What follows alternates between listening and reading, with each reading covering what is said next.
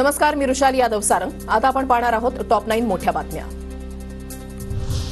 खंडणी प्रकरणातील आरोपी वाल्मिक कराड पोलिसांसमोर शरण येण्याची शक्यता। सर्व फरार आरोपींसह वाल्मिक कराडची बँक खाती गोठवली। संतोष देशमुख हत्या प्रकरणामध्ये आतापर्यंत 4 आरोपींना अटक, 3 जण फरार। भाजपा आमदार सुरेश धस यांची दुपारी 1 वाजता पत्रकार परिषद। बीडचे सरपंच संतोष देशमुख हत्येप्रकरणी काय बोलणार याकडे लक्ष। दोषी असेल तर धनंजय मुंडेंवर कारवाई व्हावी, मात्र ओबीसी म्हणून मुंडेंना टार्गेट करू नये, अन्यथा आम्ही आंदोलन करू, पवनराव तायवाडेंचा इशारा। आरोपी सिद्ध न होता मुंडेंच्या राजीनाम्याची मागणी अयोग्य। धनंजय मुंडेंचा राजीनामा मागण्यामागे राजकारण। दीपक केसरकरांचं वक्तव्य, तर शंका बाळगू नये, वाल्मिक कराडला अटक होणारच, केसरकरांकडून विश्वास व्यक्त। संतोष देशमुख हत्या प्रकरणामधील आरोपींच्या मालमत्ता जप्तीला सुरुवात। सर्व फरार आरोपींसह वाल्मिक कराडची बँक खाती गोठवली।